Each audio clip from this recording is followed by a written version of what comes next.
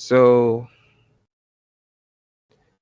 the long and short of it is that when the space of the cell is not enough to accumulate whatever value has to be displayed there, it will rather put the pound signs there.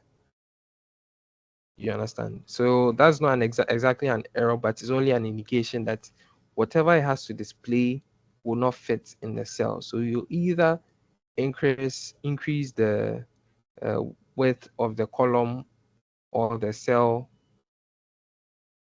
or you update whatever value has to be displayed there.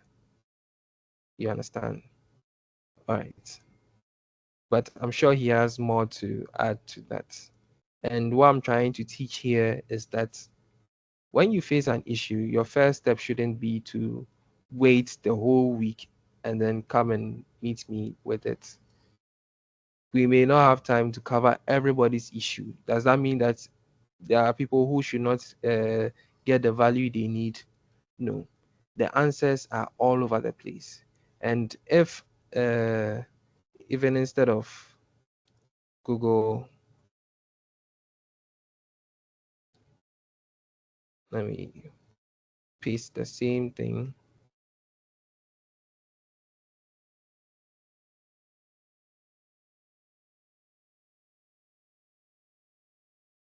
It will tell you exactly what you have to know. So exactly the same thing I'm saying. So then again, there are so many things out there which are supposed to help you. Do you understand? Instead of using ChatGPT to do the work, you can use ChatGPT to understand the work. So that when ChatGPT is not there, you can still be able to do your work and do it well. Anyways, these are all available to you. So I'll leave it at that. I hope that answers you, Ebenezer. All right. So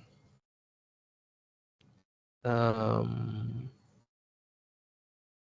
first we'll look at the F, and then so we have a worksheet, and on face value you have months, you have some variables here, and then you have some values in there. But if you look closely, you realize that this is a sales, or let me say, worksheet. Units sold, price per unit, revenue, uh, fixed costs, variable cost per unit, variable costs, and then total costs. And then this is profit. At the moment, we don't have calculated fields yet. So something like the profit and all that, they are all values, not formulas. So if you look at the formula bar, it's just the raw value that's been entered in there. Right. So what we are going to do is to look at this and see how we can uh, analyze and automate as much as we can out of the entire thing. Hmm.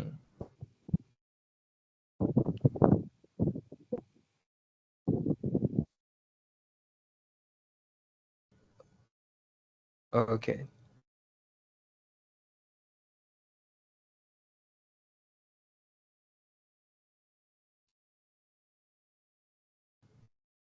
So before we start doing all that, just so you understand the background and so I don't lose you mid lesson, I'm going to demonstrate to you what the if function does.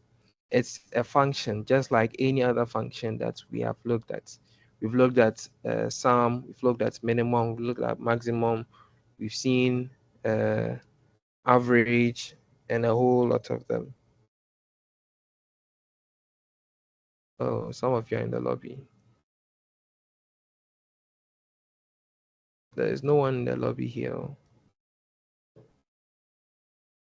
No. Ask them to close and rejoin.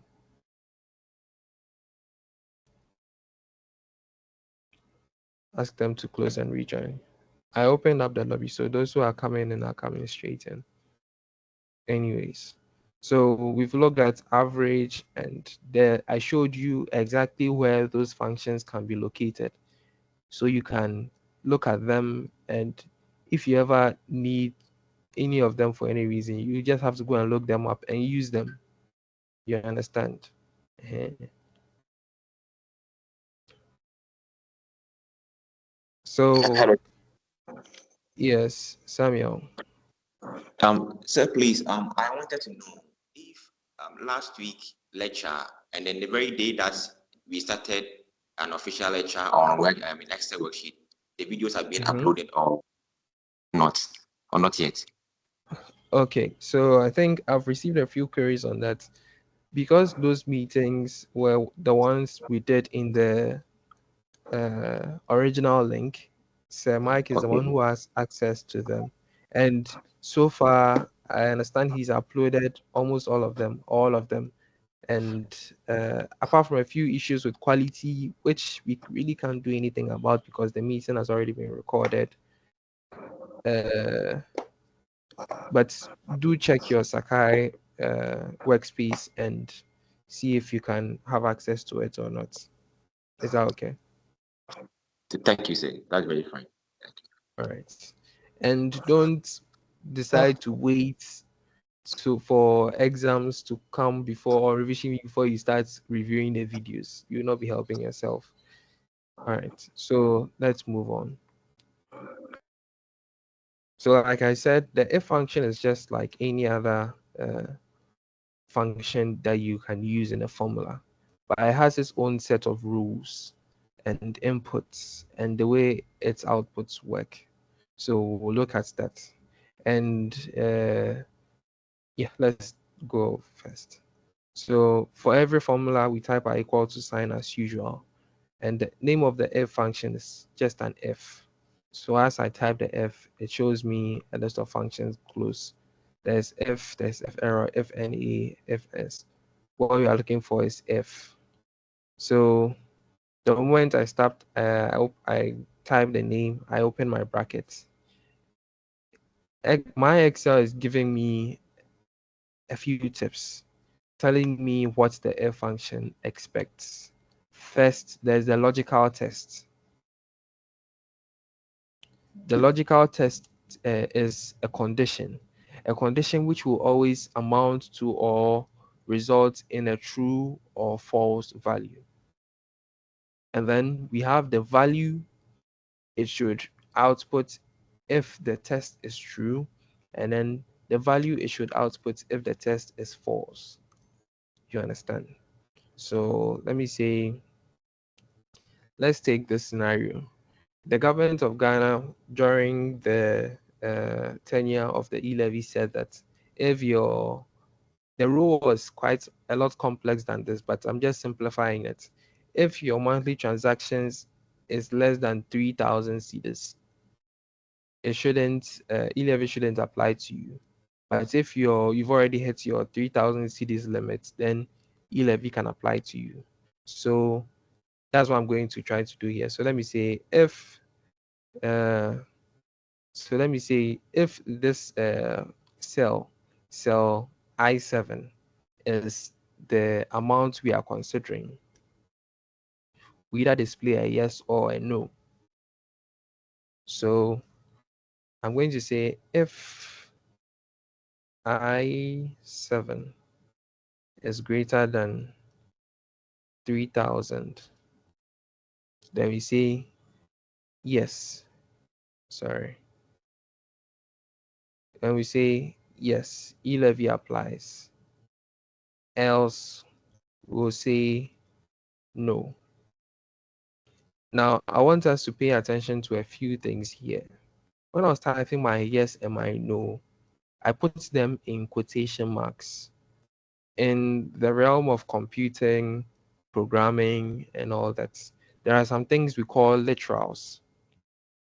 Literals are things that I understand, but the computer doesn't really understand. So when I say yes, it means yes. It shouldn't interpret it as anything else.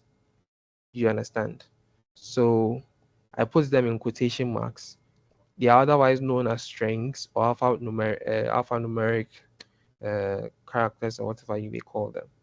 but yes is yes. It will not interpret it as anything else. If I put f here, f, sorry, in quotes, f, it doesn't try to evaluate it as a function or a function name or anything like that. Do you understand? So if I want to do something like that, this is how I will do it. I can put numbers in there as well. It will work, but most of the time we use them when we are using text characters like this. Do you understand? So that will be one thing you have to keep in the back of your mind. So I'll explain more on that, but let's see the demonstration on this. So when I press enter, it says no.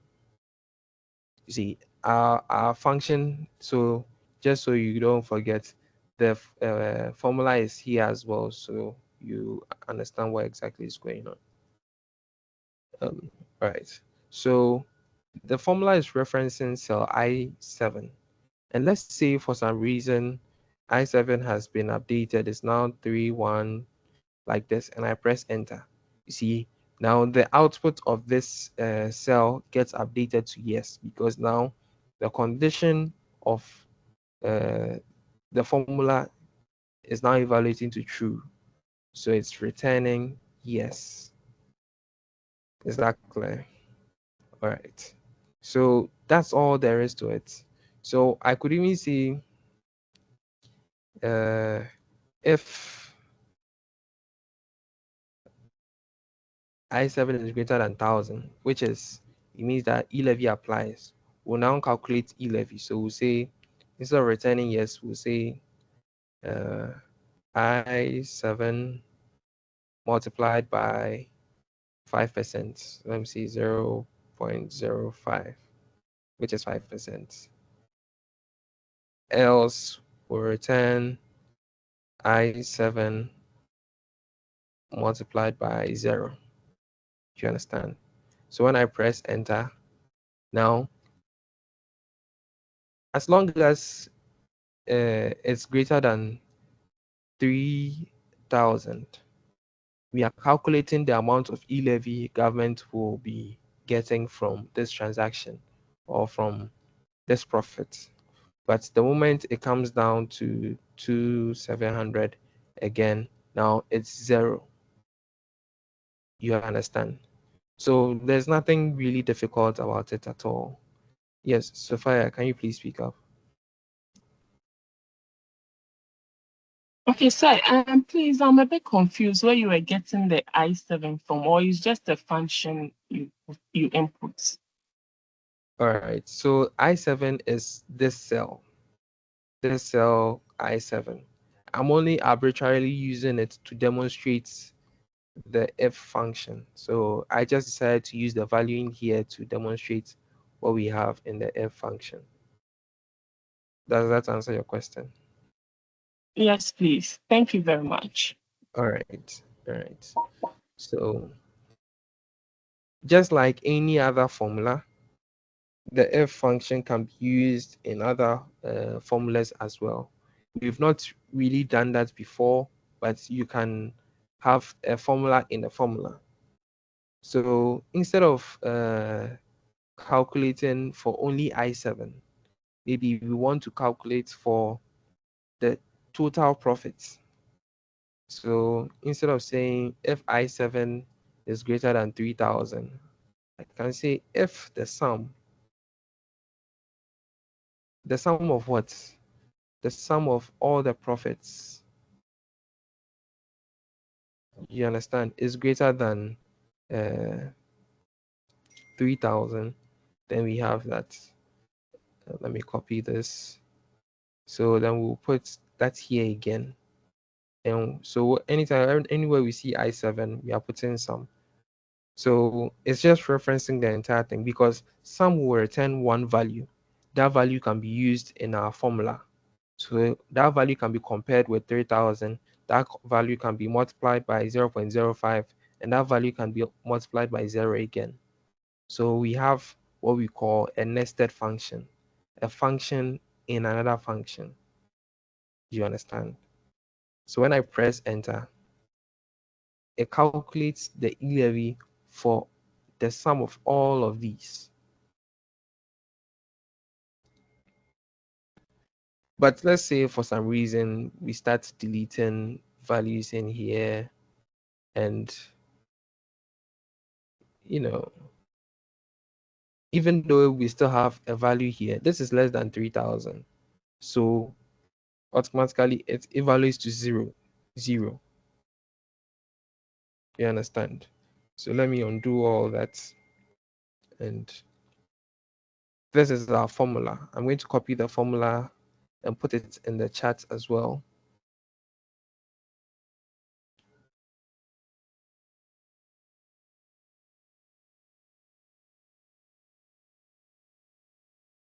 It's nothing difficult, and I'm also going to revert to the original formula and paste that as well, so you don't get confused.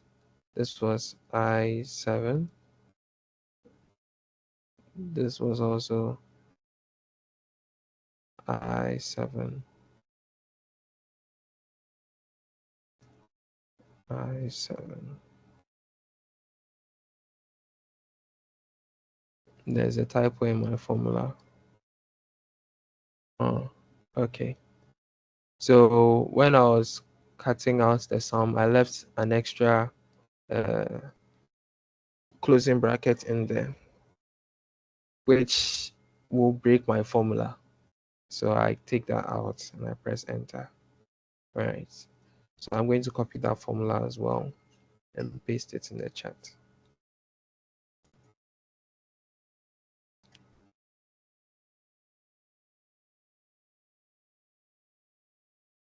So far, does anyone have any question? Anything you want to ask before we start delving deeper?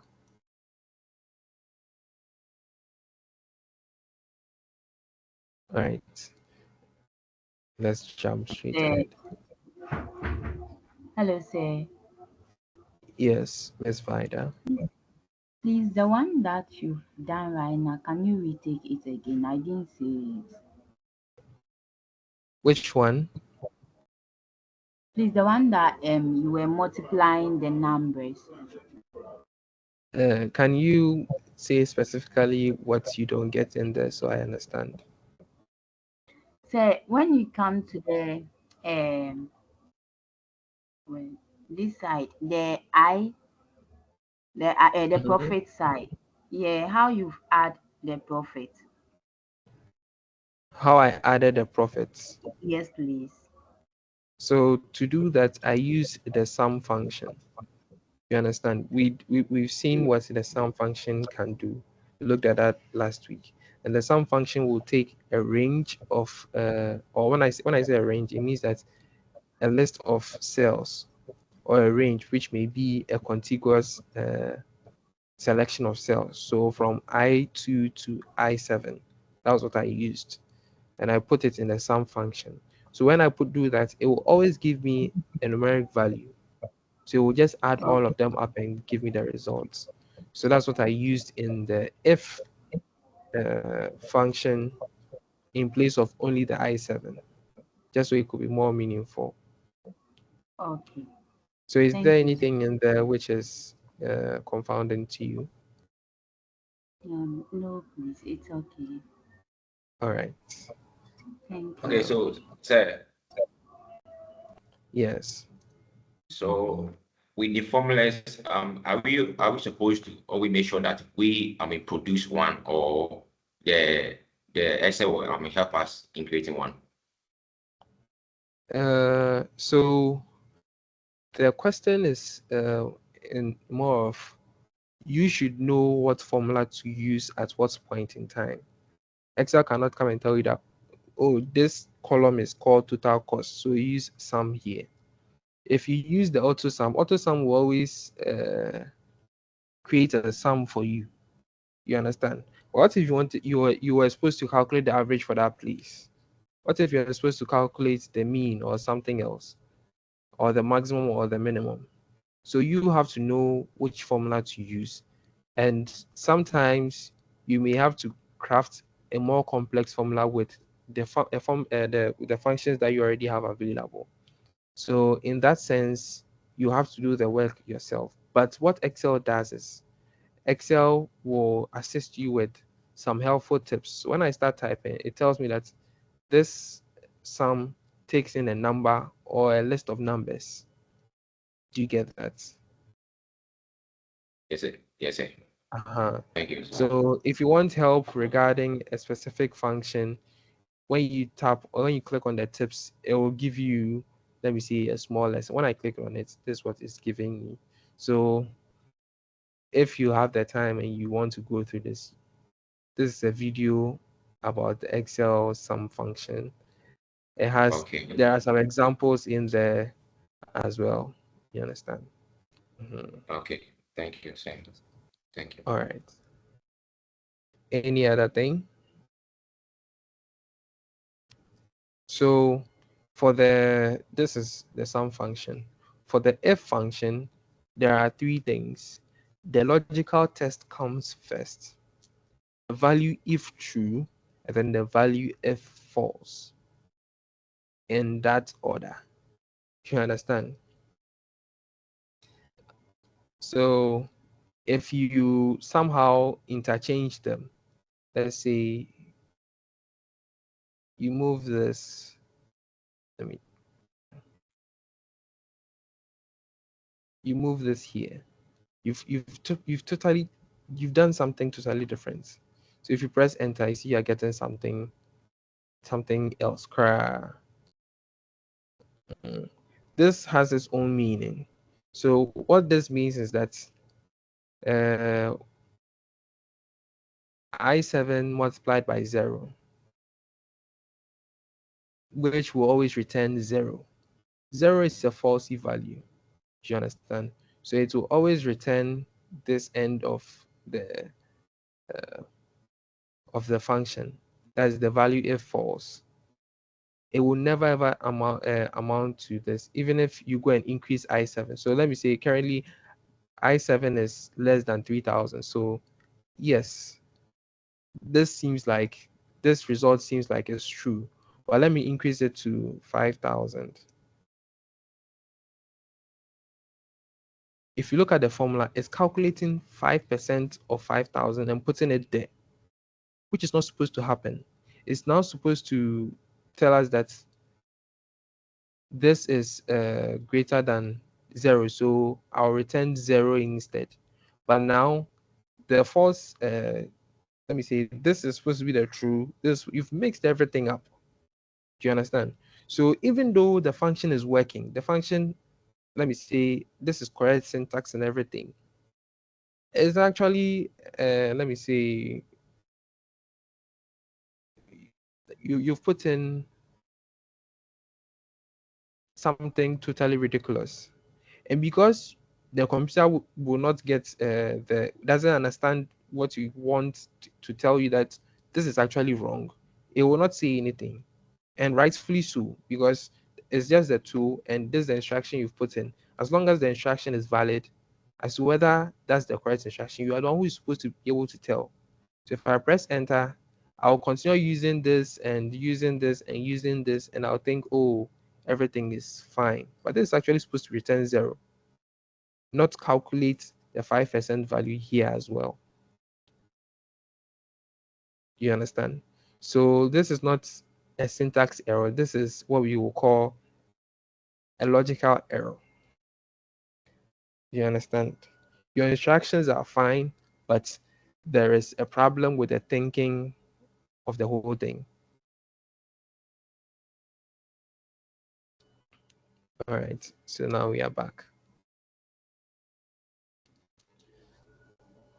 So now we are going to go into the sheet and see how we can analyze and then automate as much of the sheet as we can. Let me delete this. All right. So we have units sold. This is how much they sold per unit. How much, how many of an item they sold. How many of an item they sold. So let me say if it's a car sales showroom, this is their monthly breakdown from January to June. So the first half of the year. So this is the price of the item they sell. And because it's the same item and they want, you can either refer to this as a constant or take the simple route and just put it in every column as well, which is the route they've taken, which is fine. So we'll not be updating this. Revenue. Revenue is calculated from the unit's price multiplied, the unit sold multiplied by the price per unit. So even though all this is correct, we want to automate it, because if I change this to 40 right now, it means this value is wrong. Do you understand? So to do that, can someone suggest a formula for us to use? Anyone? Yes, Benjamin. Take us through it. Sir, please, it looks like your presentation is lagging a bit. If you can reshare. Oh, but can you see my Excel screen? Yeah, I can see, but it's lagging. You No are problem. way. I'm going to stop sharing and then share again. If it's still happening, then you know the problem is from your end. Are we okay? Yes, sir. All right. So you can see my Excel now. Yes, please. Good. All right. So now, Benjamin, can you give us the formula to calculate for this field?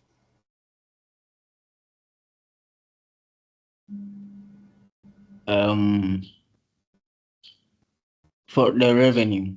Yes, for the revenue for D2.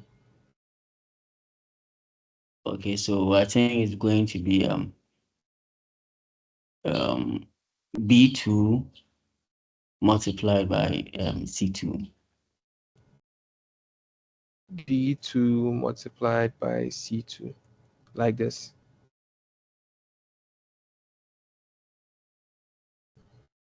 Yes, sir. Oh, is equal to, So sorry. the first thing you should never forget is your equal to. Equal So to, if I yeah. press enter and I press, we are getting an error. It says there are one or more circular references where a formula refers to its own cell, either directly or indirectly. This might cause them to calculate incorrectly.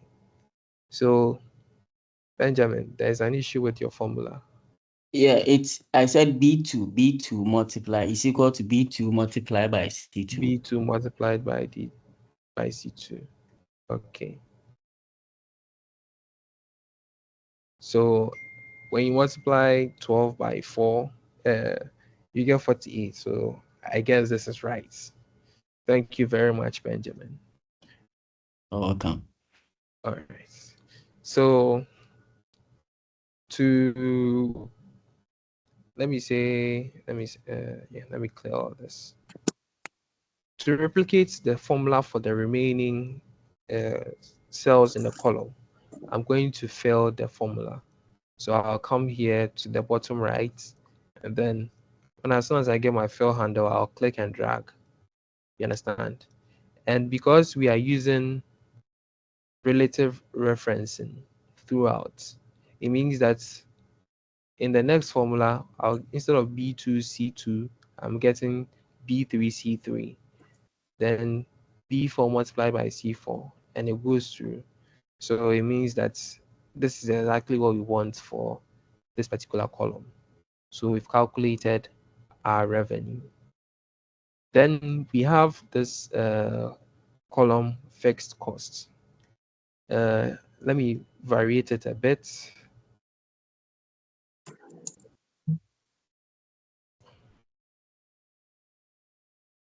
All right.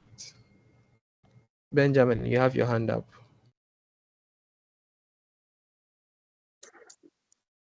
So please, can you go over that again? Which part of that? Where you used it to calculate for the whole column. What I used to calculate for the whole column. Yeah. So this is exactly what I did. So we have a.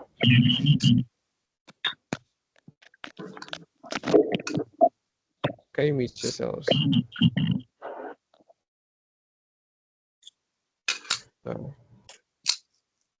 So this was before I did what I did.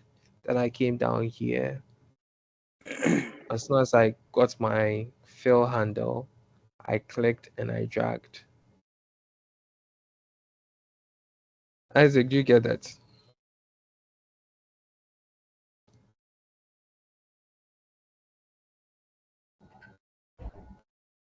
All right. If you don't get what's happening there, then I think the recordings of the previous lessons will be of very great use to you. You need to understand exactly what's happening there, but we are not taking that in this lesson. All right. So we have our revenue, we have our fixed cost. Fixed cost, like the name suggests, is fixed, it's not calculated.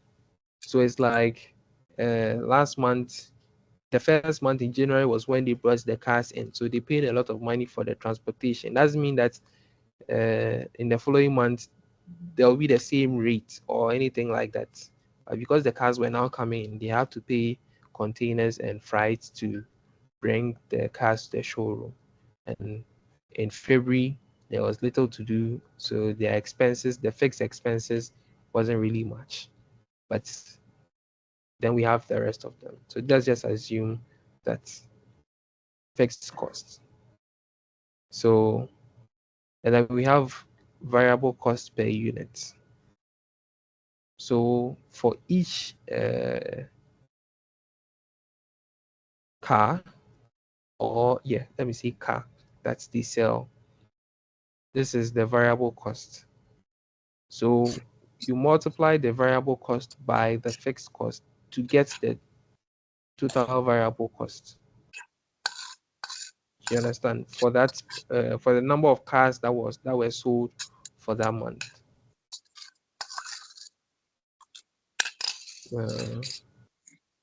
Let me see if I can variate this a bit.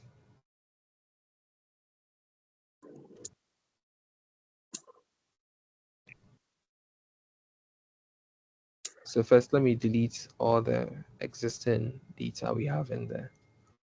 Fixed cost, variable cost.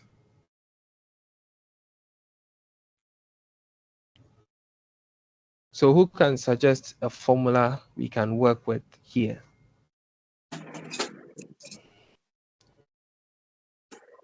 I have something in mind, but I would like if someone can volunteer. Please put your hand up if you want to do as the honors.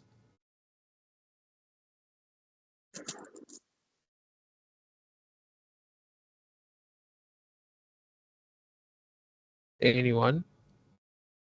All right. So what we'll do is we have, since the fixed costs are fixed costs, they don't change. We'll have our fixed cost is in cell E2. E2 plus, let's say, now we have the variable cost. The variable cost multiplied by the total number of units sold. So we have F2 multiplied by units sold, which is in B2. B2. Is there anything else we want to do? No. So this is it. So this is a straight up custom formula. We are not using any functions in there.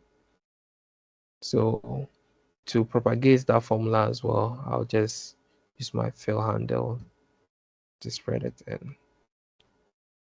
Do you understand? So the fixed costs affected just a little bit, but the variable cost per unit is multiplied by the total number of units sold. Let me just be sure. This is 8,000. So if I reduce this by 1, good. All right. It all works. Um,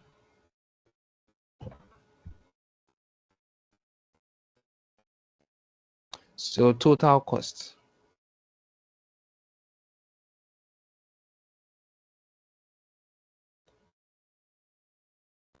No, actually, variable costs will not include the fixed cost because we have a total cost there as well. So let me maintain it at this and propagate this instead. All right. So when we come to total cost will then be equal to our fixed cost plus our variable cost. Yeah.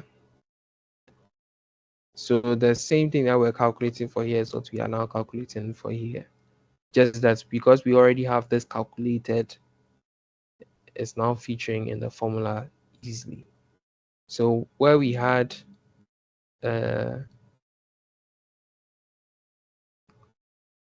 F2 multiplied by B2 is now being replaced entirely by G2 because that is what we are calculating in G2. All right, so we have our total cost calculated as well, and then we have our profits. So profits is what you get when you subtract your costs from your revenue.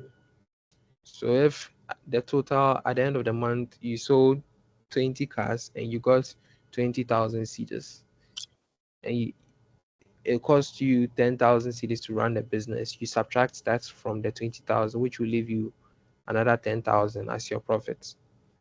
So we'll reflect that in our formula. So we'll say our total revenue. This is what our total revenue minus our total costs. I press enter. Now we have negative here as well. I'm going to propagate all that, and then we have our updated calculations. Yes, Joshua.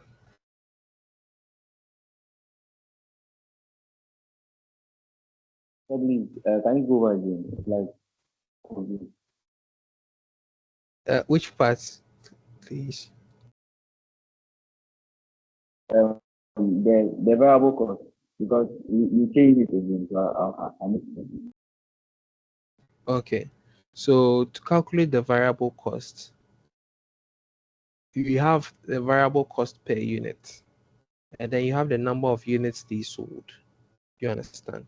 So to get this, which is the total variable cost, you multiply the variable cost per unit by the number of units sold. So in our formula, we have F2. F2 is the variable cost per unit. Then we multiply it by B2. You understand? This is simple mathematics, or let me say your ordinary mathematics. Nothing has changed because multiplication is commutative, or I'm not sure what but because multiplication is commutative, you can interchange them. So if you have B2 multiplied by F2, it's the same thing. This is mathematics, you understand? So it doesn't really change the formula, but I realize that the format of the formula is different. So I'll just reapply that same formula to the entire thing. And because we are using relative referencing, it will update correctly as we expect it to.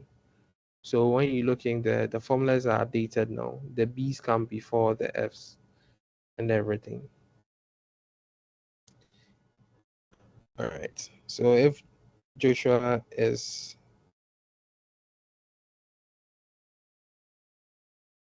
fine, let's see.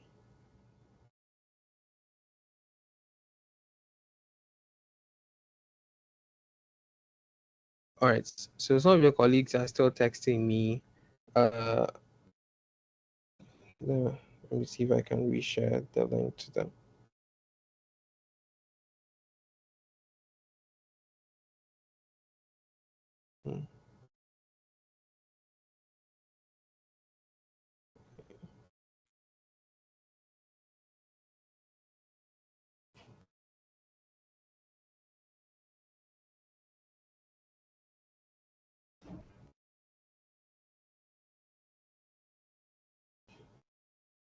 All right.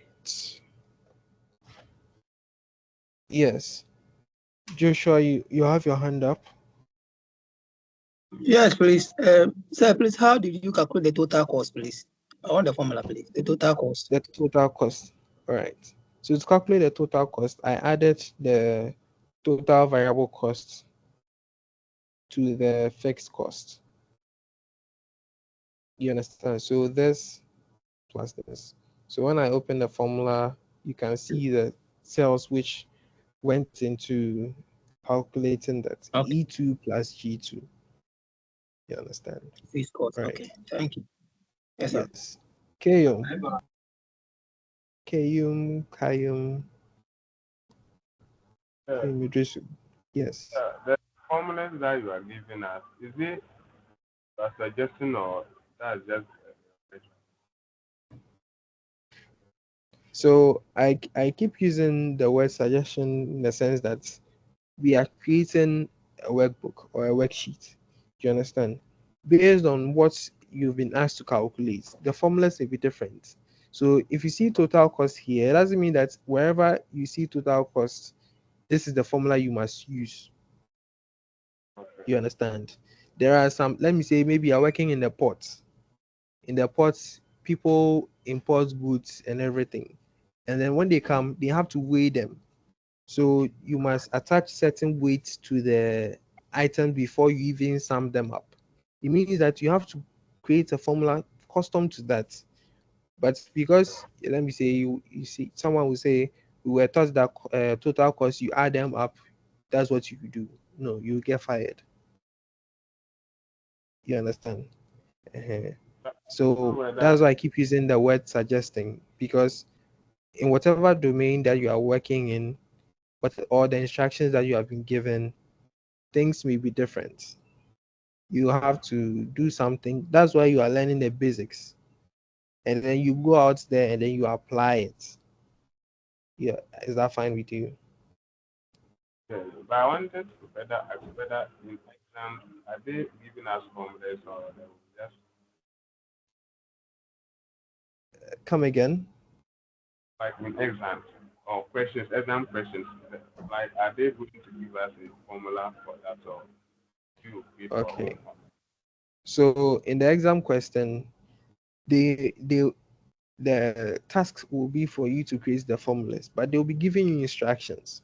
So if they tell you that calculate profits, you know profits, you have to calculate something from something, and the scenarios may be different.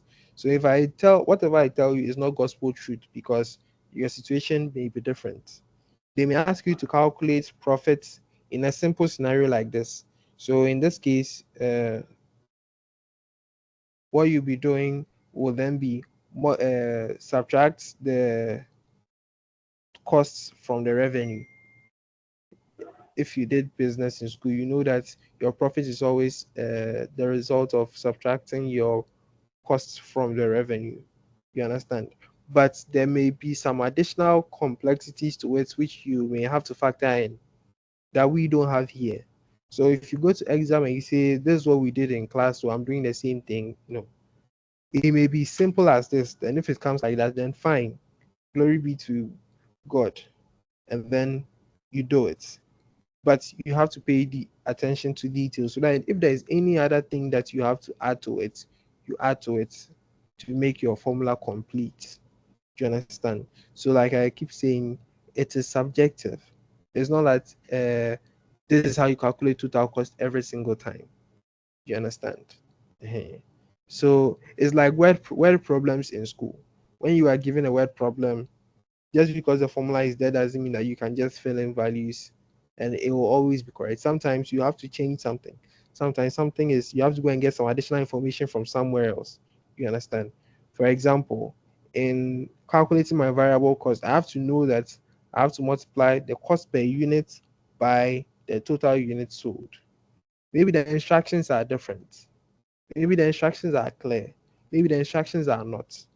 Sometimes the instructions will give you freedom to make certain decisions by yourself. You understand?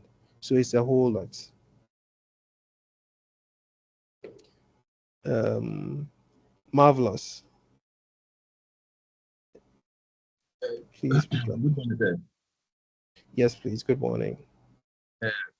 I think my colleague just addressed the issue of but I was talking about, and I wanted to talk about the fixed cost because I know so when they ask for fixed cost, it means all the variables there should be, all the numbers there should be the same. Let's see. So that's what I'm saying. So it may be the same, it may be different. It will all be based on the instructions that you are given. You understand? So let me say if my boss is the one who gave me this sheet, and I go back to him, I say, "Oh, boss, the fixed values that you gave me, I was expecting that they will all be fixed." And he says, "No, use the values exactly the way they are." He's my boss. He knows why he said I should use it. You understand? uh So if I want to quarrel with my boss, that's up to me. But these are the instructions you have been given. Mhm. So what I'm saying is Excel is a tool. We are learning how to use that tool. Then, but you should be able to be versatile enough with it. So you should practice. But that doesn't mean that what you practice or what you learn is exactly what you're always going to meet out there. Do you understand? Yes. All right. Joshua.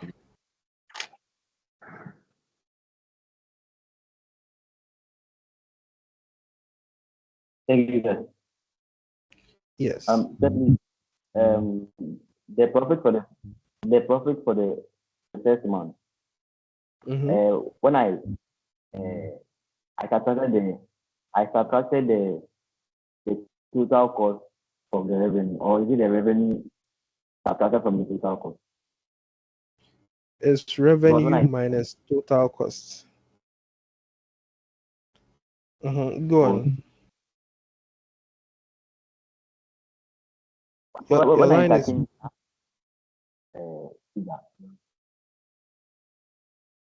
figure, so Joshua, take it again.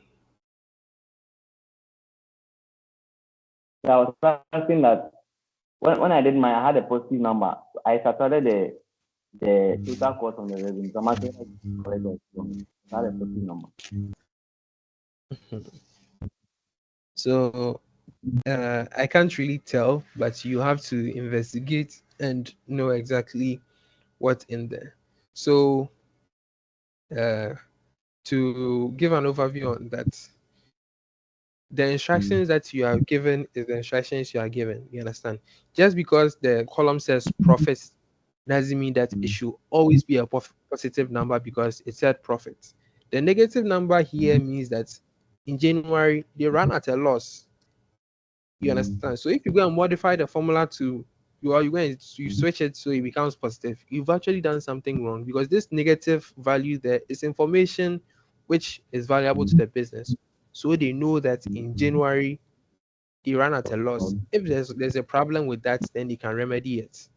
You understand? This is not to answer your question, Eric, but Joshua. But what I'm trying to say is that the results may be valid, it may not be valid. You understand? Let's say if we are counting people, we can have a negative number of people, but it may be information that may be needed or not needed. Everything is subjective. You understand? So the focus will be on using the tool and using it properly and understanding how it works. All right. Thank you. All right. Uh, Eric. Yes, sir. Yes, please. What do you have for me? Sir, please. Let's take it that the profits they've asked you that arrange the profit from ascending order to descending according to amounts, something like that. Are you going to use the if function? No, you are not going to use the if function. So what happens then is, uh, one, you want to do sorting. You want to sort the columns, the rows based on a particular column. There's an option to do that. But what would then happen is that you have to know exactly what you are doing. If you are sorting from the smallest to the highest, biggest, it means that you affect the ordering of the months and everything as well. So you have to know exactly what you are doing. But let's say you want, that's exactly what you want to do.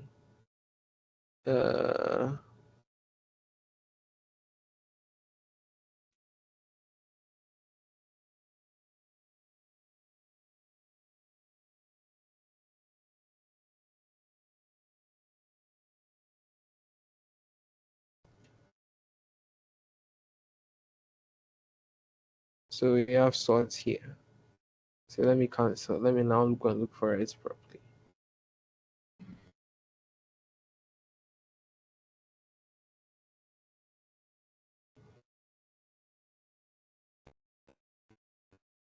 All right. So when you come to data, you have sorts. So sort A to Z or sort Z to A. So when I click sort, it says sort by what? So what cell values? Order. Then you have which column? So you want to sort by profits. Fine. You want to sort from smallest to largest? Smallest to largest. I say okay. When I click OK, now everything has been sorted, but the monthly orderings has also changed. You understand? So that's how you sort. Yes. All right. Okay. Okay. So I don't need that, so I'll undo it, and then, but you know how to do it now. That's the important thing. All right. Vida. Eric, please mute yourself. All right. Yes, Vida. Sir, please, I want to ask you the variable cost per unit. Why is it that all is 20 from January to June? They are all 20. So there is no why, but let me try to give an explanation. It may be the same, it may be not. You understand? Yes. For me, what matters to me is that I've been given some instructions and I'm following the instructions. If this is confounded to me, I'll ask, like the way you're also asking me. So in this scenario, they are selling cars. Let me see, the cars they are selling only one kind of car. So the variable cost per unit will always be the same, but it may be variable as well. But for me, it's just data I'm working with. You understand? Yeah. So, and because of the now, initially everything was fixed. It was just values that we're working with. So if you change anything, it means that you've actually changed a whole lot of information in the sheet, and some parts of the sheet are not updated. But now we've remedied that. The profit, the total cost, the variable costs, and some other things are being calculated now. So when I update so it could be anything. So all of these, you see now, it's getting updated. So this is 67. This is, it could be the same. It could be variable. You understand? So maybe my boss didn't have the actual data ready by the time he asked me to do this, but he wanted me to do it so that when the data is ready, so he just gave me a sample. You understand? So maybe now that he has gotten the actual data, now he's now putting the correct thing in there, but he doesn't really worry because he knows that the fields are calculated. You understand? So he's not worried about exactly. Oh, thank you so Yes. All right. Ebenezer.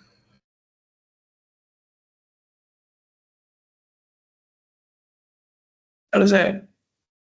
Yes, Ebenezer. Sir, please, when do we use the hyperlink in Excel? The hyperlink function in Excel. So the hyperlink is either you want to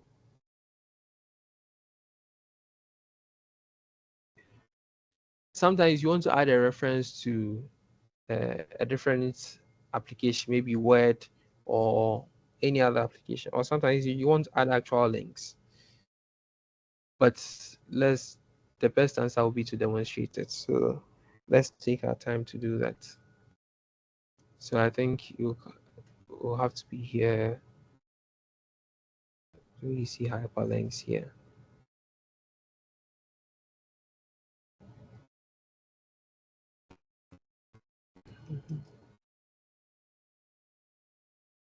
So this is hyperlink.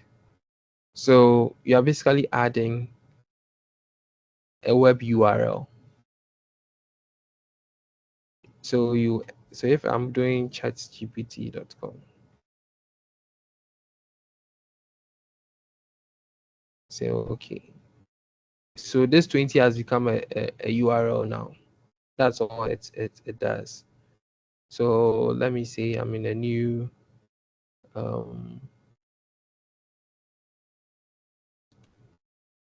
you can also add links to different parts of the document. So let me say we had different sheets. Let me add a sheet.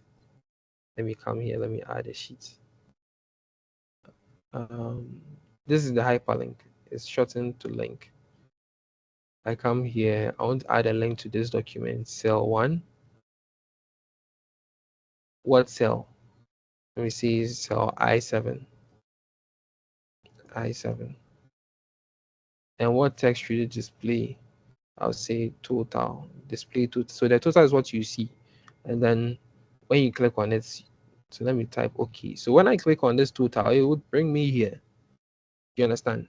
But this the entire link could also be a link in a let me say a separate document as well. You realize how when we were doing charts in Word, it needed some data to create the chart when we're working in Word, Microsoft Word. So there could be, you could add a reference from Excel, from an Excel document to that Word document as well. And anytime the data changes in Excel, the chart in Word will also be updated. Do you understand? So the links are quite, let me say, expansive as well. You have URLs, you have documents and Excel references, and then you have email address. You could add a link to it, an email address as well. And then you have a screen tip. Screen tip is what it will show when the person hovers over it. You understand? So that's the overview on that.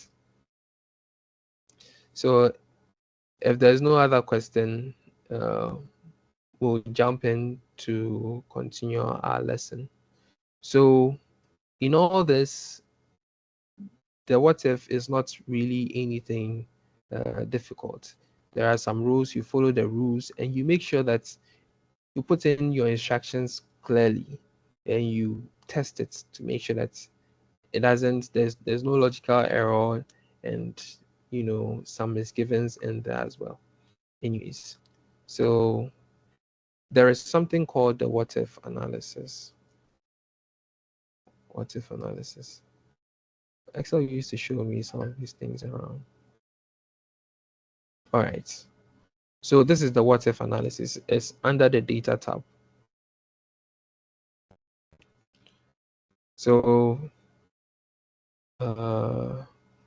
let me add changing cells test.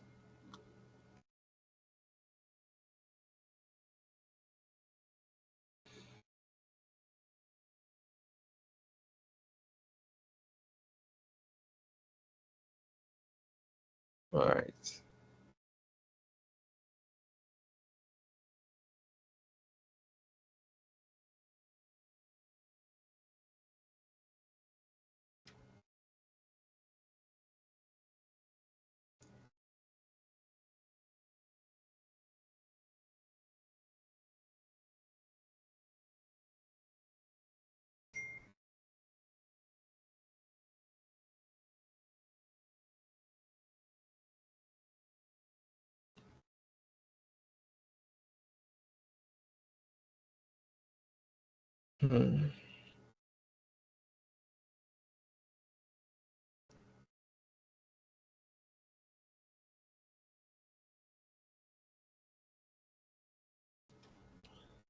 So the what if analysis is supposed to help you see how the values in a calculated cell will change when the cells it depends on also change.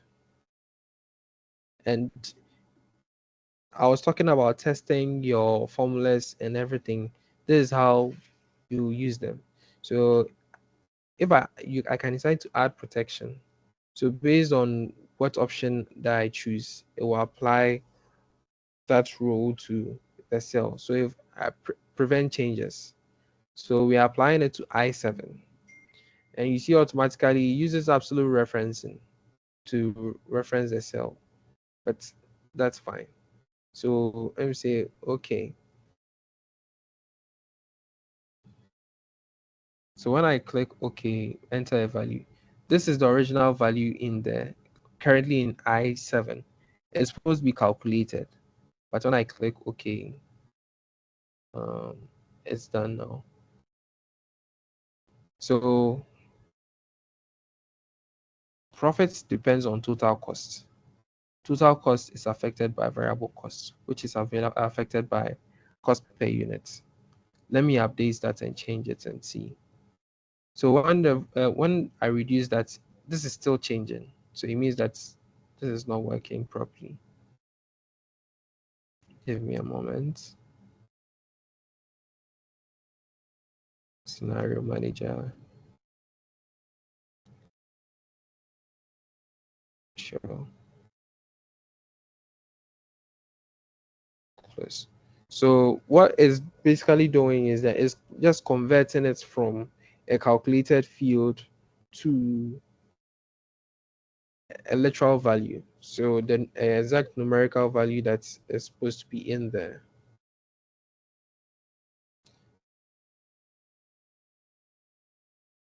But let's see the other options we have. It says go seek. Set cell I7 to 8324 by changing the variable costs. When I click OK, cell must contain a formula. Let me cancel this.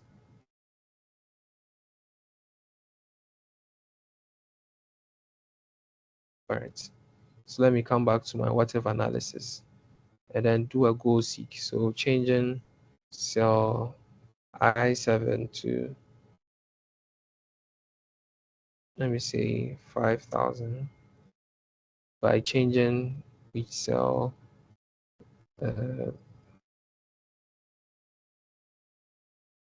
Oh, this is not a calculator cell, variable cost rather, by changing this.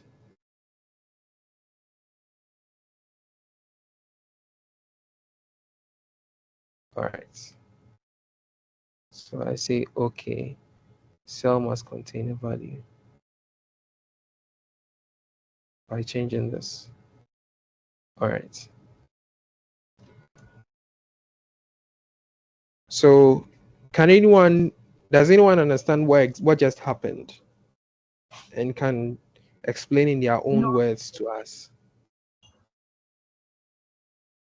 Anyone at all? Okay. So now you see that there's in I7, there's a formula.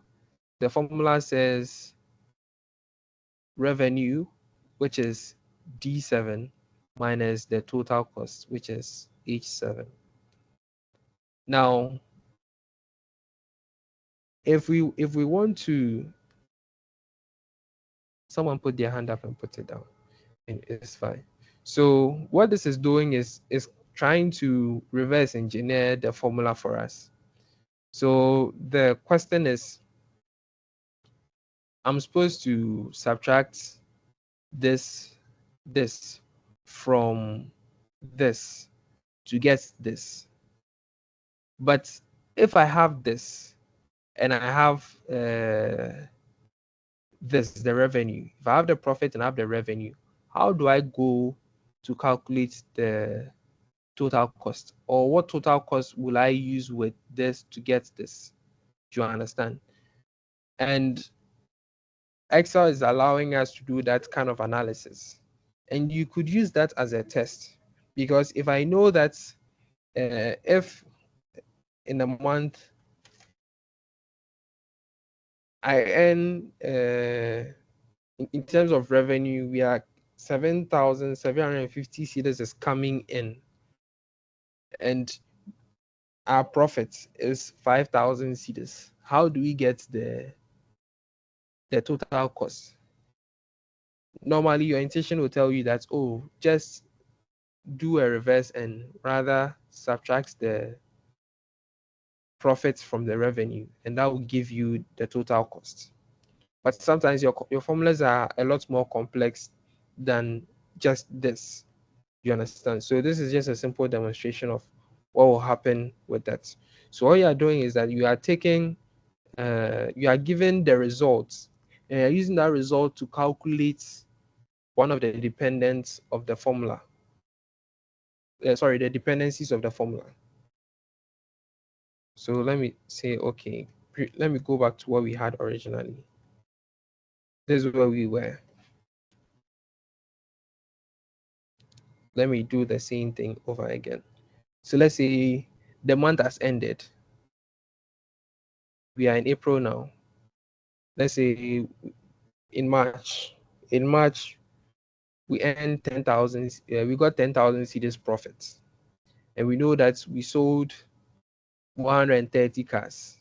And out of that 130 cars, we got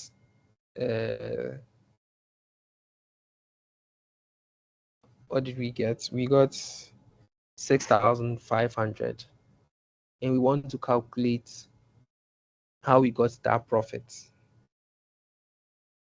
You understand? So what we'll do is come in here, come to our what if analysis, and do a goal seek. So what the goal seek is trying to do is ignore the current value in there. I'm only demonstrating something to you. So we want to change this the profits for March to what value? 10,000 by changing which cell? By changing is it the cost per unit? We'll change the variable cost by changing the variable cost.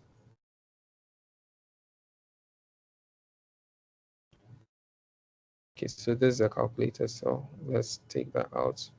But let's use this, the cost per unit. I say okay. Now, even though it doesn't make sense, Excel is doing exactly what we intend for it to do. So what is then doing is that the cost per unit. So the cost is supposed to be, let me say, money we are losing or money we are paying out to other people, be it our workers, our drivers, whoever, as a business. But if it's negative here, it means that they are now paying us. You understand? So the things that we are supposed to spend money on are now spending money on. It doesn't make sense, but we are getting the profits we expect. So it's just telling us which values we will need to get our profit to 10,000 cedis per month or in March, based on the revenue we had. If in March the cars we sold are all in total 6,500, and we still want to make a profit of 10,000, it means that we have to go and steal money from our employees. That's basically what's happening. So it's not you have to understand what you are doing and tailor it accordingly. But let me cancel this. Let me make it a little bit more meaningful. And you realize that because it was just a simple analysis, the one that I leave that is reverted back to its original values. Let me go back to go seek. Let me make it more sensible. Let's say to value 1,000 by changing cell. Which cell will we be changing? The variable cost per unit. Say okay. Now you see that if nothing else changes, the only thing changing is the variable cost per unit. Sorry, let me take this and get back to you.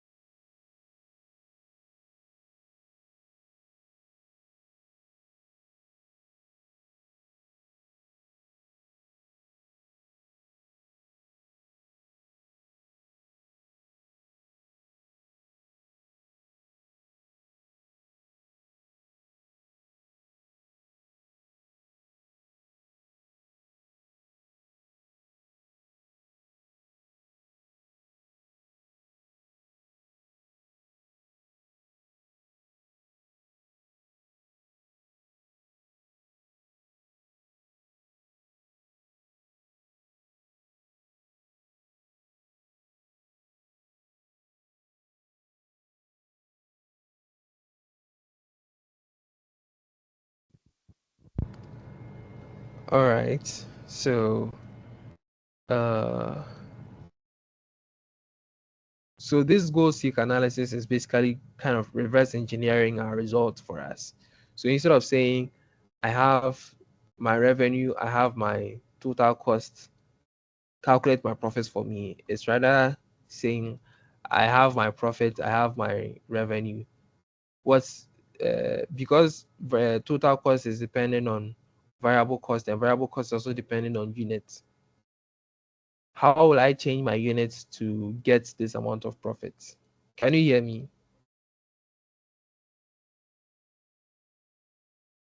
Yes, sir, we can Yes. hear you. We can hear you. Yes, sir. Good.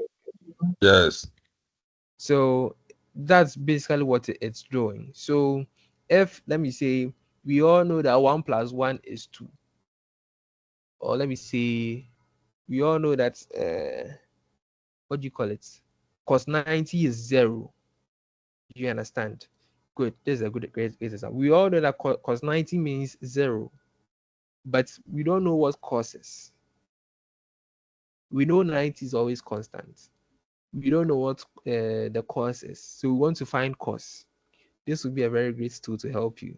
You understand? I'll not be there to see you do it, but someone can try it and let us know how it goes. Go and find exactly what cos is. Me, they taught me, but I've forgotten. I'll have to go and refresh my brain on that. But anyway, that's just by the way. So that's exactly what this what if analysis is doing. So if I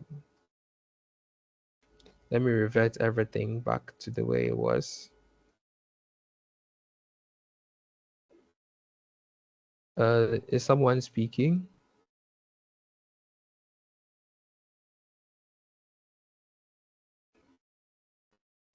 All right.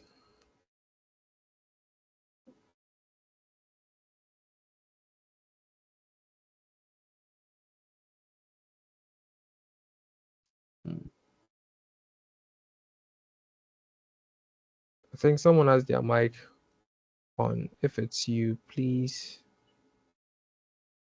take a look at it.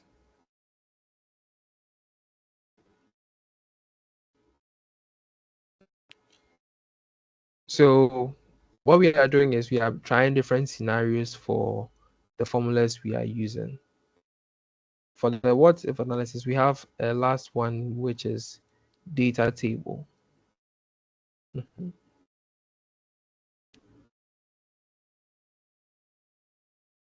For the data table, let me just try. I've never used it before. So let me just go back. Say row input cell. I'm confused.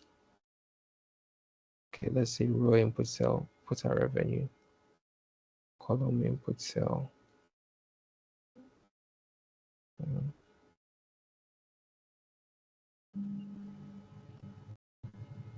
Make sure the copy and paste areas don't overlap unless they are the same size and shape.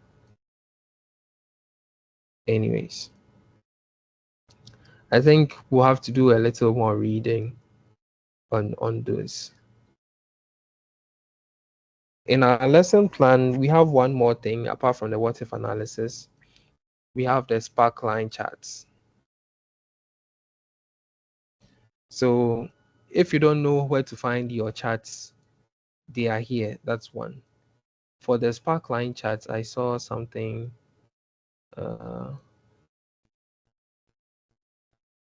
it was assisted one of these.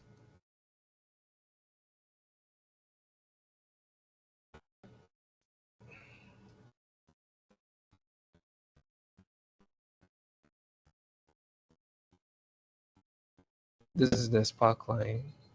Yes. This is it. So you have the column, we have the line, we have the windows.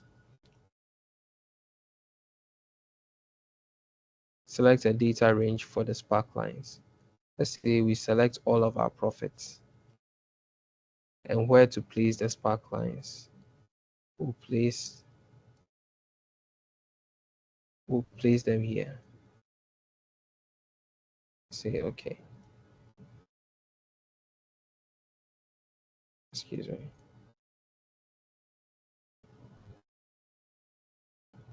Insert.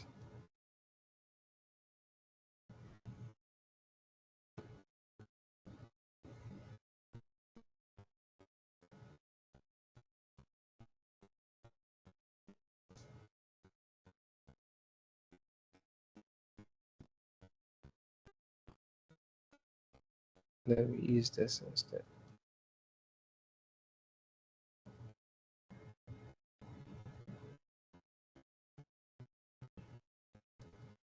All right.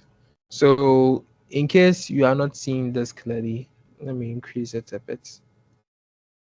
This is a Spark line chart. This is not the kind of data you use for a Spark line. A Spark line is you use something like continuous data.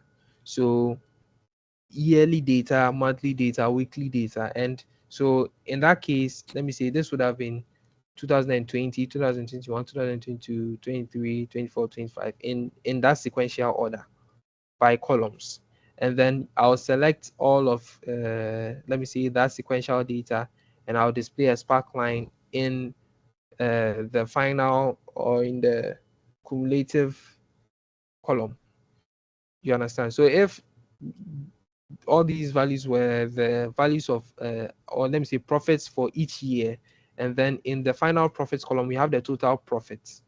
We can have a Spark line to see the trend, which is bringing us to that particular final profits for that particular item.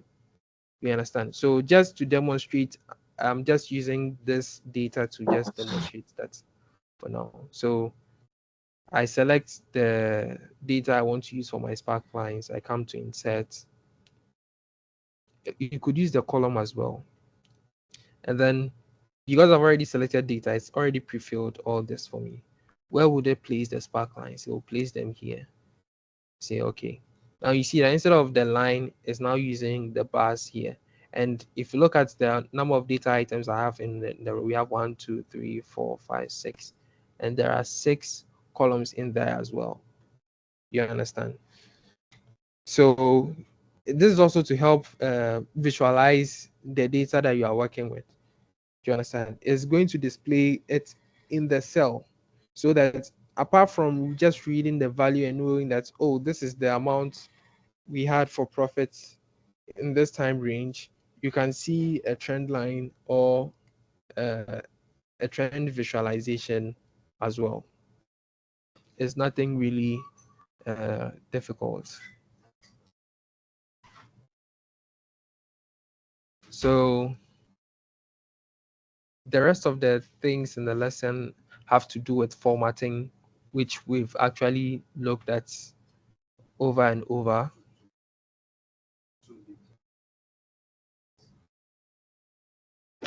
We've looked at inserting cells in a worksheet, inserting rows, inserting columns.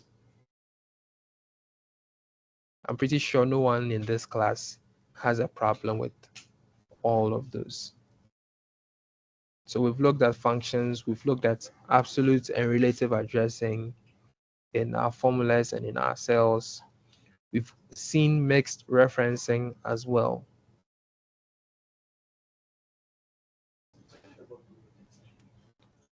And then we've looked at making decisions with the if function. So you should be able to write a formula which would decide things, in our formula with the if function. The same way we were able to use the sum function in our if function, you can use the if function in a separate function as well. So put your mind to it and think through it. Excel formulas can become as complex as you need them to be, and they can be as long as you need them to be as well. Don't limit your mind at all. You understand? All right. Does anyone have any questions for me?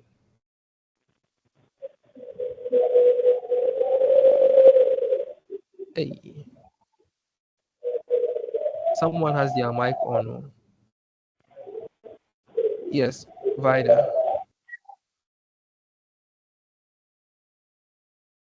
Hello, sir. Please, I was coming to ask about the spark line. That what does it do? But I have found out already. You Thank have you. found the answer. Okay. Yes, Thank please. you too. I think Viola is the only one who has a hand up at this point. Emmanuel Amponsa Donko, can you please speak up? Yeah, please, I wanted to ask whether the spark line isn't necessarily needed to be in the same as the profit. You see the two numbers, like the Yes. data is there and the chart is there. You can't really see when you are presenting. You Let's can't say you are really see. presenting. So is it allowed? I don't know whether you can send it to the next cell beside it. That's what I want to know. Or it doesn't work like that. You can absolutely do that. So let me undo mine and let me create it again. Let me select all this and then I come to my set. Let me choose a column. You realize it's now asking me where to place the spark line. I decided to put it here, but you can choose the next cell and put it there as well. You understand? And the reason why I chose the same cell is because I've seen people do it, and sometimes because the color is interfering, they will change the color and things like that. You understand? The sparkle line color, and we changed it to this, and then it will be there. And sometimes they can coexist, sometimes not. So based on what you are doing, what you need to do, or what you've been asked to do, you understand. But I also wanted to have to demonstrate to you that they can coexist with the values in the cell as well.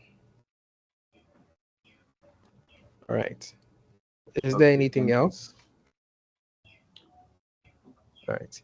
If there is nothing else, this class, I'll bring it to a sober end, and we can spend the rest of the time talking about other things. Because today we are using my own meeting link, I'll be able to have access to the recording and make it available to you myself straight away. So I think what I'll do is I'll just stop the recording, and yes.